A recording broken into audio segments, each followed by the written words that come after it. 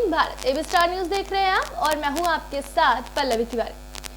किसान सरहदों पर लौट गए हैं, साथ ही हिंसा के मामले में 19 लोगों को गिरफ्तार किया जा चुका है। किसानों के ट्रैक्टर जुलूस के दौरान दिल्ली में जगह जगह हिंसा और लाल किले परिसर पर कब्जा व ध्वज स्तंभ पर निशान साहिब फहराने के मामले में पुलिस ने कार्रवाई शुरू कर दी है। दूसरी ओर किसान दिल्ली के विभिन्न सीमा क्षेत्रों पर अपने प्रदर्शन स्थलों पर लौट गए हैं। किसान संगठनों ने बुधवार को बैठक कर धरना प्रदर्शनों के अगले कार्यक्रम का ऐलान किया। किसानों ने 1 फरवरी को अपना संसद मार्च रद्द कर दिया है। वहीं उसकी जगह 30 जनवरी को देश भर में आम सभाएं और भूख हड़ताल आयोजित करने का ऐलान किया है। पुलिस आयुक्त एस श्रीवास्तव ने कहा कि हिंसा के आरोप में 19 लोगों को गिरफ्तार और 50 की हिरासत में लिया गया है। इस हिंसा में 394 पुलिसकर्मी और अधिकारी घायल हुए हैं। वहीं आपको बता दें कि हिंसा में 25 आपराधिक मामले दर्ज किए गए हैं। भारतीय किसान यूनियन के 9 नेताओं समेत कई लोगों के खिलाफ कई मामले दर्ज किए गए हैं। वहीं दर्ज मामलों में भारतीय किसान यूनियन के नेता राकेश टिकैत भी मौजूद है। वहीं आपको बता दें कि भारतीय जनता पार्टी ने गणतंत्र दिवस पर राष्ट्रीय राजधानी दिल्ली में किसान ट्रैक्टर परेड के दौरान हुई हिंसा की भर्त्सना करते हुए कांग्रेस पर किसानों को उकसाने का आरोप लगाया है। पार्टी ने मांग की है कि इसके लिए कांग्रेस और राहुल गांधी को देश के लोगों से माफी मांगनी चाहिए। साथ ही जिन लोगों ने किसानों को उकसाया है उन पर कानूनी कार्रवाई होनी चाहिए। उन्होंने कहा कि भारत लाल किले पर अपने झंडे का अपमान सहन नहीं करेगा। भाजपा के वरिष्ठ नेता और केंद्रीय सूचना प्रसारण मंत्री प्रकाश जावड़ेकर ने पार्टी मुख्यालय पर आयोजित संवाददाता सम्मेलन में ये कहा। वहीं आपको बता दें कि भाजपा सांसद सनी देओल ने स्पष्ट किया है कि उनका या उनके परिवार का अभिनेता दीप सिद्धू से कोई संबंध नहीं है। सिद्धू दिल्ली में किसानों की ट्रैक्टर परेड के दौरान लाल किले पर पहुंचे प्रदर्शनकारियों में शामिल थे। वहीं देओल ने कहा कि उन्होंने पहले भी स्पष्ट किया है कि उनका सिद्धू के साथ कोई संबंध नहीं है। दूसरी ओर अपराधी से सामाजिक कार्यकर्ता बने लखवीर सिंह उर्फ लखा सिधाना ने ट्रैक्टर परेड की हिंसा से बुधवार को खुद को अलग करते हुए कहा कि उसने और कुछ अन्य किसान नेताओं ने राष्ट्रीय राजधानी में सिर्फ बाहरी रिंग रोड तक मार्च किया था। साथ ही आपको बता दें कि दिल्ली में ट्रैक्टर परेड में हुई हिंसा का असर किसानों के आंदोलन पर दिखना शुरू हो गया है। बुधवार सुबह दिल्ली जयपुर राजमार्ग के पास 11 से अधिक पंचायतों की ओर से बैठक की गई। पंचायतों ने राष्ट्रीय राजमार्ग 48 के मसानी बैराज पर 4 जनवरी से धरने पर बैठे किसानों को दिल्ली जयपुर राजमार्ग खाली करने का अल्टीमेटम दे दिया है। साथ ही आपको बता दें कि आंदोलन से अलग हुए 2 किसान संगठन। 26 जनवरी को हुई किसान परेड की हिंसा को लेकर बुधवार को किसान नेताओं में भारी मतभेद उभर पड़ा। 2 बड़े किसान संगठनों ने खुद को आंदोलन से अलग करने की घोषणा कर दी। वहीं राष्ट्रीय किसान मजदूर संगठन और भारतीय किसान यूनियन ने करीब 40 किसान संगठनों से बने संयुक्त किसान मोर्चा से अलग होने का ऐलान किया। गणतंत्र दिवस पर निकाली गई ट्रैक्टर परेड के दौरान हिंसा के जिम्मेदार और अवमानना के दोषी नेताओं और संगठनों को संयुक्त किसान मोर्चे से बाहर करने के दबाव पर मतभेद सामने उभर आए हैं। इसके अलावा राकेश टिकैत का एक वीडियो भी रार का कारण बना, जिसमें उन्होंने किसान नेताओं से परेड में डंडे लेकर आने की कथित तौर पर अपील की थी। राष्ट्रीय किसान मजदूर संगठन के नेता के सदस्य वीएम सिंह ने भारतीय किसान यूनियन के नेता एवं मोर्चे के अन्य सदस्य राकेश टिकैत पर गंभीर आरोप लगाते हुए खुद और अपने संगठन को इस आंदोलन से अलग करने की घोषणा कर दी। उन्होंने कहा कि हम अपना आंदोलन वहीं खत्म करते हैं, हमारा संगठन इस आंदोलन से अलग है। सिंह ने कहा कि उनका संगठन मौजूदा आंदोलन से अलग हो रहा है क्योंकि वे ऐसे विरोध प्रदर्शन में आगे नहीं बढ़ सकते जिसमें कुछ की दिशा अलग है। किसान नेता वीएम सिंह ने संवाददाताओं से कहा कि हम यहाँ न किसी को शहीद करने आए हैं न कुछ करने आए हैं, हम अभी ही अपना आंदोलन खत्म करते हैं। वहीं कांग्रेस का कहना है कि गृह मंत्री को बर्खास्त किया जाए। कांग्रेस ने किसानों की ट्रैक्टर परेड के दौरान हुई हिंसा को लेकर बुधवार को आरोप लगाया कि यह एक सुनियोजित साजिश थी और इसके लिए गृह मंत्री अमित शाह ही जिम्मेदार हैं। पार्टी के मुख्य प्रवक्ता रणदीप सुरजेवाला ने यह भी कहा कि प्रधानमंत्री नरेंद्र मोदी को गृह मंत्री को तत्काल बर्खास्त करना चाहिए। कांग्रेस के इस आरोप पर फिलहाल भाजपा या सरकार की तरफ से कोई प्रतिक्रिया नहीं आई है। वहीं सुरजेवाला ने संवाददाताओं से कहा कि देश की राजधानी में किसान आंदोलन की आड़ में हुई सुनियोजित हिंसा और अराजकता के लिए सीधे सीधे गृह मंत्री अमित शाह जिम्मेदार हैं। इस संबंध में तमाम खुफिया इनपुट के बावजूद हिंसा के तांडव को रोक पाने में नाकामी के चलते उन्हें एक पल भी अपने पद पर बने रहने का हक नहीं है। बॉम्बे हाईकोर्ट के फैसले पर रोक लगाई गई है। उच्चतम न्यायालय ने बुधवार को बंबई उच्च न्यायालय के उस आदेश पर रोक लगा दी जिसके जरिए यौन अपराधों से बच्चों के संरक्षण यानी कि पॉक्सो कानून के तहत एक व्यक्ति को यह कहते हुए बरी कर दिया गया था कि बच्ची के शरीर को उसके कपड़ों से के ऊपर से स्पर्श करने को यौन उत्पीड़न नहीं कहा जा सकता। प्रधान न्यायाधीश एस.ए. बोबड़े, न्यायमूर्ति एस. बोपन्ना और न्यायमूर्ति वी. रामासुब्रमण्यम के पीठ ने अटॉर्नी जनरल के वेणुगोपाल द्वारा यह विषय पेश किए जाने के बाद उच्च न्यायालय के आदेश पर रोक लगा दी। शीर्ष न्यायालय ने महाराष्ट्र सरकार को नोटिस भी जारी किया और अटॉर्नी जनरल को बंबई उच्च न्यायालय की नागपुर पीठ के 19 जनवरी के फैसले के खिलाफ अपील दायर करने की अनुमति दी। वहीं उच्च न्यायालय के फैसले में यह भी कहा गया था कि नाबालिग के शरीर को कपड़ों को ऊपर से गलत इरादे से स्पर्श करने को यौन उत्पीड़न नहीं कहा जा सकता, जैसा कि पॉक्सो कानून के तहत परिभाषित किया गया है। इसी बीच वकीलों की एक संस्था youth bar association of India ने शीर्ष न्यायालय में एक याचिका दायर कर उच्च न्यायालय के फैसले को चुनौती दी है।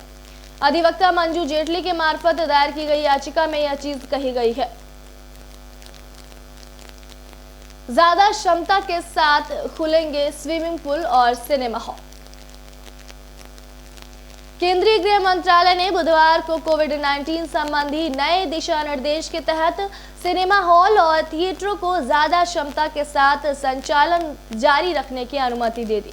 वहीं स्विमिंग पूलों को भी सबके लिए खोलने की मंजूरी दे दी गई है। यह नया दिशा निर्देश 1 फरवरी से लागू होगा। इसके मुताबिक राज्य के भीतर या एक राज्य से दूसरे राज्य में आवागमन पर किसी तरह की पाबंदी नहीं होगी। इसके लिए किसी तरह की अनुमति लेने की भी जरूरत नहीं होगी। निषिद्ध क्षेत्रों के बाहर कुछ को छोड़कर सभी गतिविधियों की अनुमति दे दी गई है और मानक संचालन प्रक्रिया NSOP का भी पालन करना होगा। सामाजिक, धार्मिक, खेल, मनोरंजन, शैक्षणिक, सांस्कृतिक, धार्मिक जमावड़े को हॉल में अधिकतम से अधिकतम चीजों पर निर्देश दे दिया गया है। IED विस्फोट और हथगोले से हमले में 2 जवान शहीद हो गए।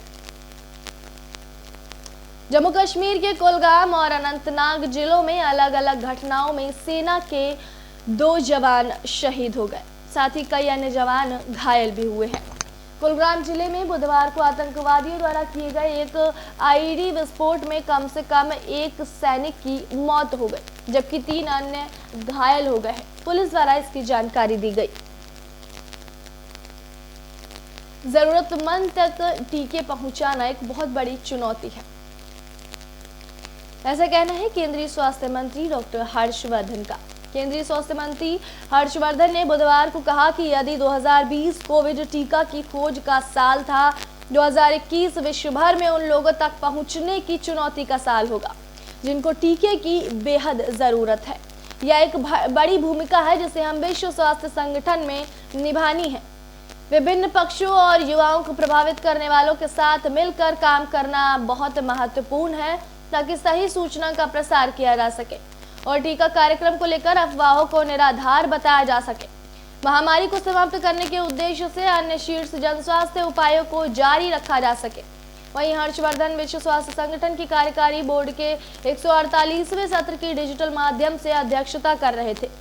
हर्षवर्धन ने कहा है कि इन सभी चुनौतियों जैसे कि वर्तमान महामारी के लिए साझा कार्रवाई की आवश्यकता है, क्योंकि इनके साथ साझा खतरे जुड़े हैं, जिनके लिए साझा जिम्मेदारी से काम करने की आवश्यकता है। निस्संदेह यह हमारी साझा जिम्मेदारी विश्व स्वास्थ्य संगठन के सदस्य देशों के लिए शीर्ष दर्शन भी है। कोरोना को महामारी घोषित किए जाने के समय से हमने इस रोग के खिलाफ साहसपूर्ण संघर्ष किया है और संक्रमण को रोकने, बीमारी की रोकथाम और मौतों में कमी लाने के लिए हमने मिलकर प्रयास किए।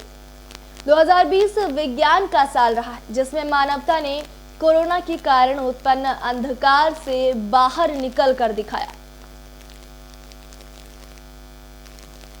भारत में अपना कारोबार बंद करेगी टिकटॉक। चीनी सोशल मीडिया कंपनी बाइडॉन्स ने भारत में अपना कारोबार बंद करने की घोषणा की है। भारत में टिकटॉक और हेलो ऐप का स्वामित्व रखने वाली इस कंपनी की सेवाओं पर प्रतिबंध जारी है। टिकटॉक के वैश्विक अंतरिम प्रमुख वैनेसा पापस और वैश्विक व्यापार समाधान के उपाध्यक्ष ब्लेक चांडली ने कर्मचारियों को भेजे एक ईमेल में कंपनी के निर्णय के बारे में बताया कि वह टीम के आकार को कम कर रही है और इस निर्णय से भारत के सभी कर्मचारी प्रभावित होंगे। अधिकारियों ने कंपनी की भारत में वापसी पर अनिश्चितता व्यक्त की, लेकिन कहा कि आने वाले समय में ऐसा होने की उम्मीद बनी हुई है।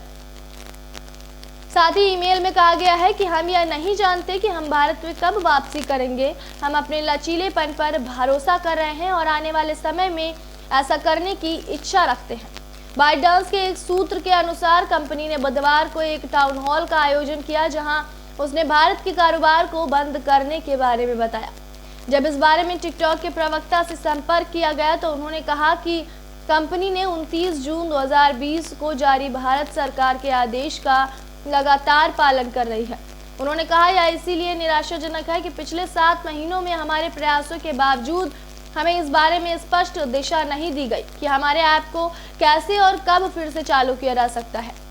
इस बात का गहरा अफसोस है कि भारत में हमारे 2000 से अधिक कर्मचारियों को आधे साल तक बनाए रखने के बाद हमारे पास अपने कार्यकाल को घटाने के अलावा कोई विकल्प नहीं है।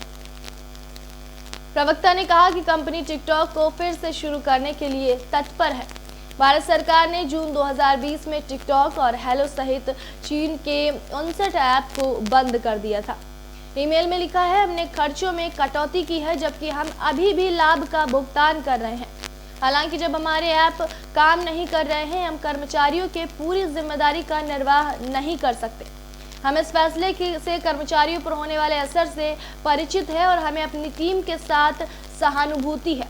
वहीं बाइडॉन्स के अधिकारियों ने कहा कि कंपनी द्वारा स्थानीय कानूनों और नियमों का पालन करने के बावजूद उसके ऐप पर प्रतिबंध लगाया गया। पिछले 24 घंटे में कोरोना वायरस के 100 से कम मामले सामने आए हैं। कोरोना संक्रमण के मामलों में लगातार गिरावट दर्ज की जा रही है। बुधवार को दिल्ली में 59 नए संक्रमण के मामले सामने आए हैं और 9 मरीजों की मौत इस बीमारी से हुई है। बुधवार को बीते 9 माह में सबसे कम कोरोना संक्रमण के नए मामले सामने आए। वहीं सरकारी रिपोर्ट के मुताबिक इन 24 घंटे में ठीक होने वाले मरीजों की संख्या 212 रही है, जबकि बुधवार को दिल्ली सरकार ने 29,855 मरीजों की कोरोना जांच की है। इस बीमारी से अब तक दिल्ली में 10,829 मरीजों की मौत हो चुकी है। इस समय दिल्ली में 1501 सक्रिय मामले हैं और 670 मरीजों का इलाज घर में एकांतवास में किया जा रहा है।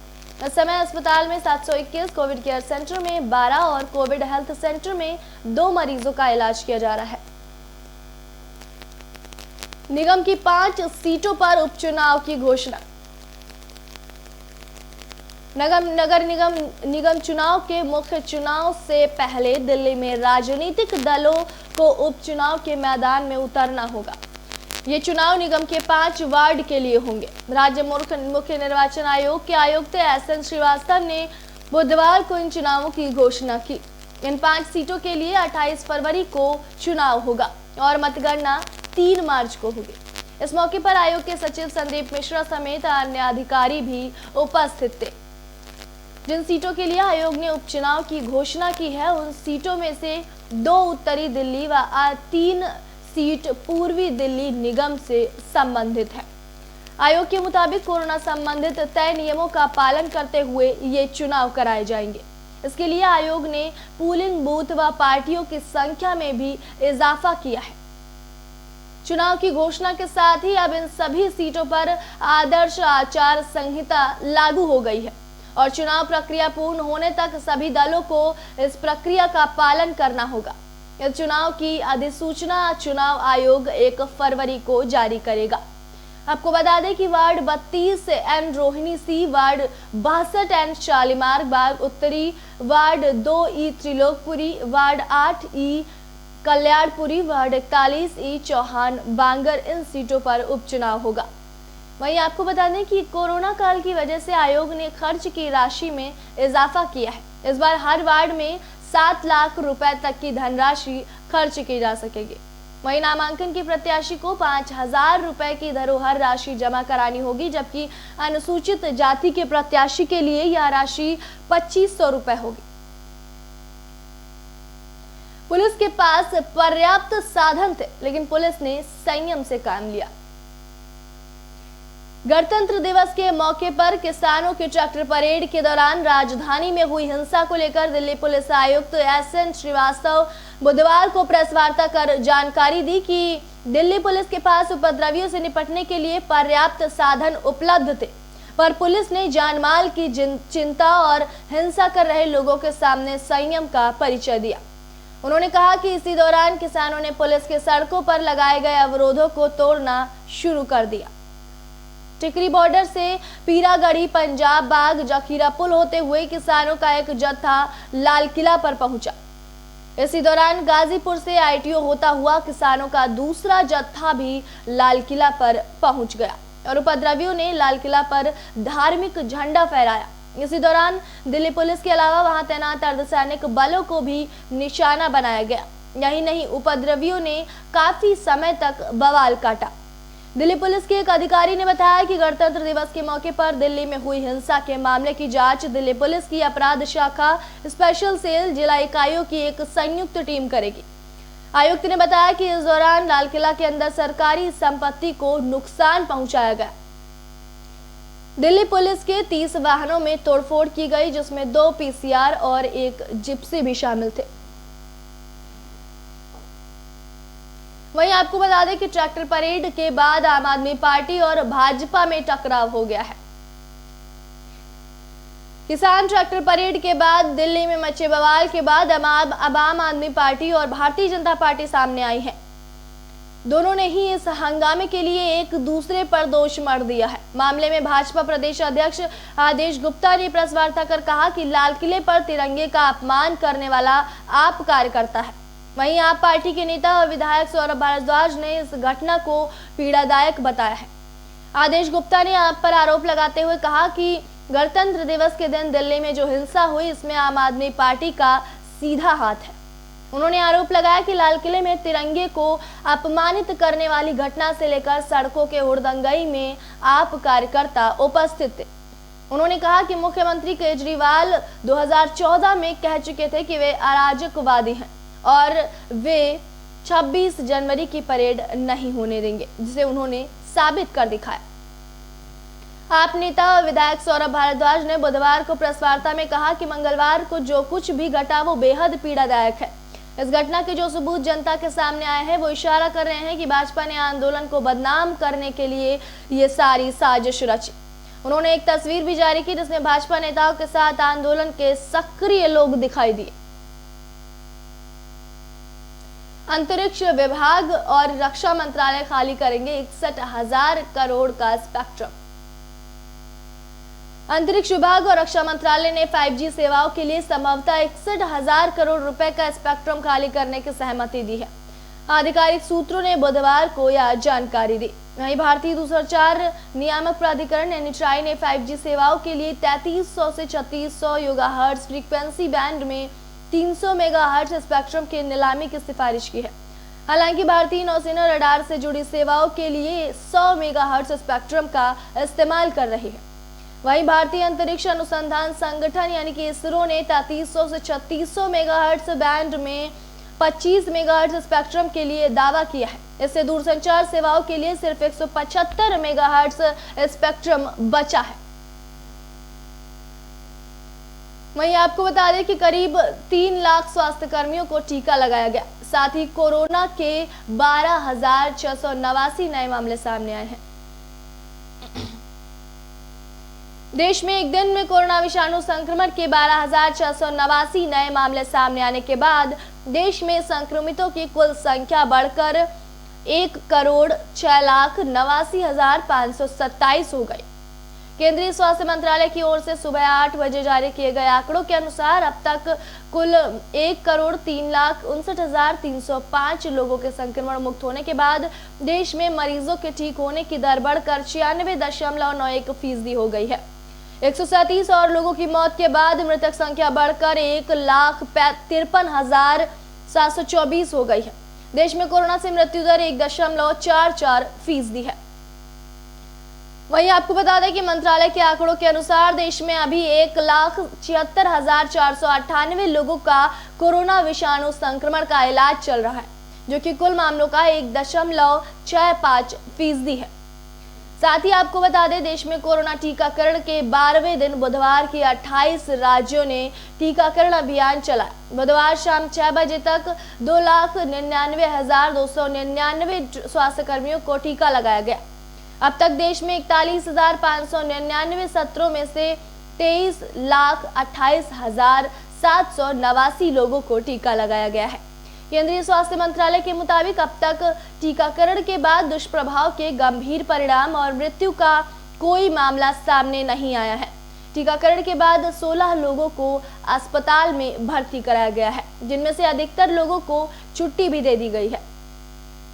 मंत्रालय में अपर सचिव मनोहर अगनानी ने बताया कि बुधवार को 28 राज्यों ने कोरोना टीकाकरण किया। इस दौरान बुधवार शाम 6 बजे तक 2,99,299 लोगों को टीका लगाया गया।